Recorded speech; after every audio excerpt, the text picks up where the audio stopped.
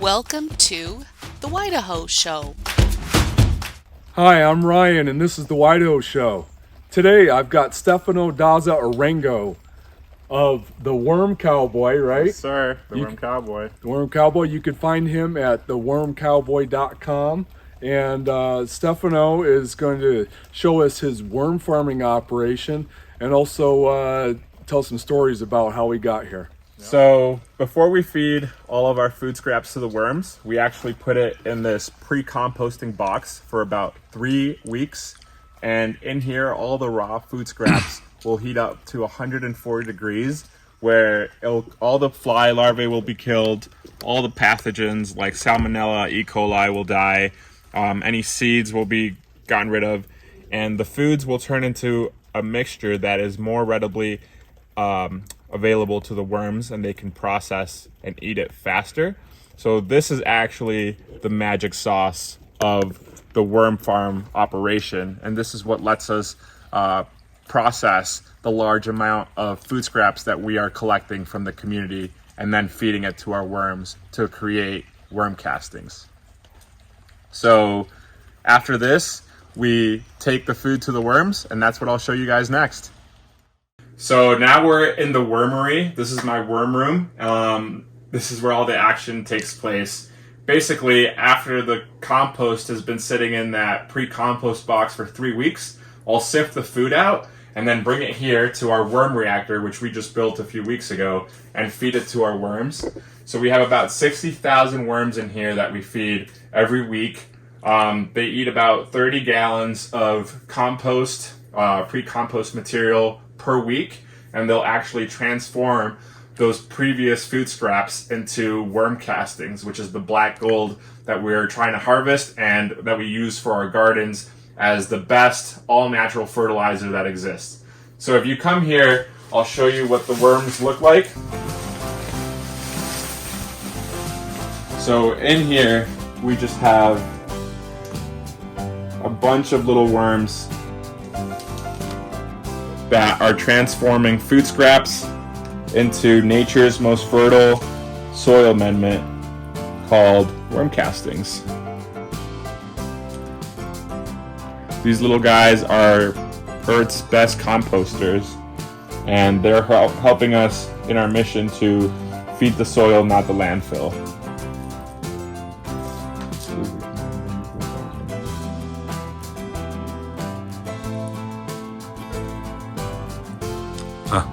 Nice. Okay, where do you get your worms? So I get my worms from a farm out in California. Is how I initially stock my wormery, and then they reproduce. They double in population every 3 months. So after a certain point, my worms are actually going to be like doubling in population really fast, and I won't need to buy any more worms. They'll just be supplying me with my own worms supply, and then hopefully I can sell worms in the future. They're pretty neat little guys, so let me explain how this equipment works. So the type of worms that I'm using are called red wriggler worms. They are composting worm. They're very little, so they're not great for fishing, but they're extreme compost machines. They eat about half their body weight in compost per day and transform the food waste into worm poop or worm castings, which is actually the fertilizer that we are after. And the really cool thing about them is that they don't burrow down, they are horizontal burrowers. So basically the idea of this machine is that I feed compost at the top, and they'll actually eat it, and they'll leave their worm castings at the bottom, and then I'll just continue feeding in layers, and the worm castings will accumulate at the bottom of this worm reactor. And at the bottom of it, we actually have grates that, when the worms are ready, we'll scrape the finished compost from the bottom of the grates, and we'll harvest that finished worm product, the worm castings, and we'll be able to give some to our members and use it in our gardens. So this is what the bottom of our worm reactor looks like. There's grates in here. Currently there's cardboard that the worms will eventually chew through, and that's how we will be able to scrape the finished worm castings from down here with a little rake that I have. But because I just built this, they haven't munched through the cardboard yet. But yeah, basically you feed at the top and you harvest the finished worm castings, which will fall here, and then I will have to swoop up, sift out, and then we will give that material to our members and use in our gardens or donate it to the people, Slow Foods community gardens. So this is the end product. This is pure worm castings or vermicompost. This is nature's most fertile, all natural fertilizer, and it's hard to believe that it comes from pure food scraps. Basically, this is teeming with microorganisms that promote soil fertility, so plant growth. It retains water. It's rich in natural phosphate and nitrogen that helps plants grow healthy and big. And they're also, they have natural pesticide properties to combat nematodes, viruses that affect plants, all that stuff. So at the Worm Cowboy, our mission is to feed the soil, not the landfill. We divert food from the landfill and transform it into this incredible soil amendment that promotes, local food production for farms or for people to grow their own gardens and stuff like that. It's quite cool. Okay, Stefano, you've had a rather unlikely journey to becoming a worm farmer. Yep. Can you tell us about where you grew up in your younger years? Sounds good. So, I guess I've always been a conservationist at heart. Always loved animals, sustainability, all that jazz. I actually grew up in Venezuela. I was born there. And I learned, my love for nature and everything growing up in my grandfather's farm.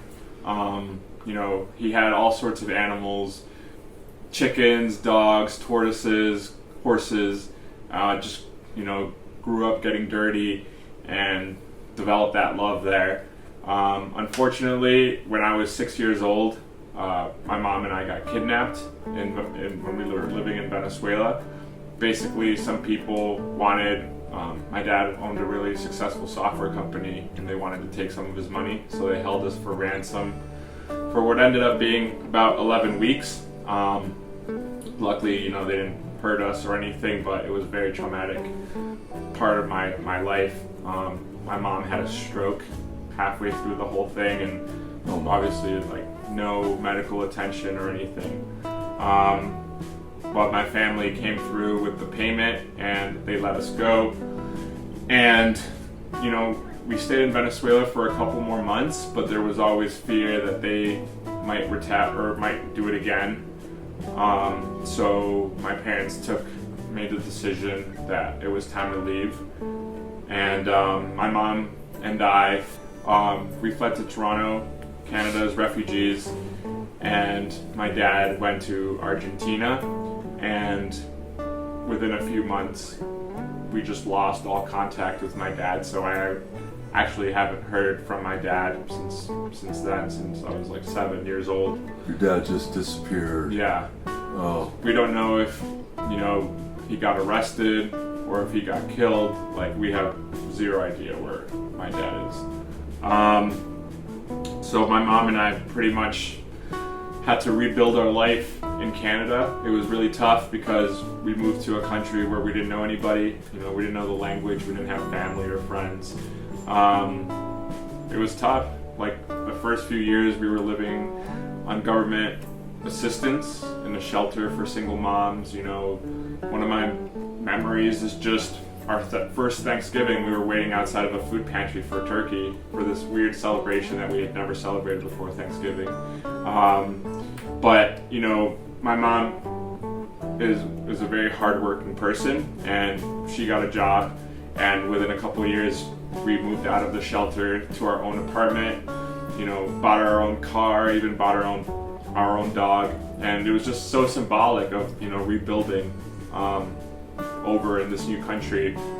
And looking back on it, it's kind of weird to say, but it was almost a blessing that we had to leave Venezuela then, because Venezuela now is way worse because of the whole political environment that was just starting when we left. So, people there are struggling extremely. So it's kind of a benefit that we got out when we did. And, now we're here in the United States.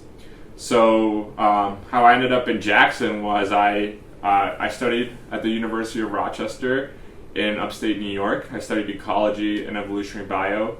And in the midst of the global pandemic, I actually landed a job at the Jackson Hole Conservation Alliance doing communications and marketing work for the nonprofit, and moved out to Jackson, lived in Hoback for 6 months, renting, and very soon came to realize that there was little sustainability infrastructure, specifically limited recycling resources.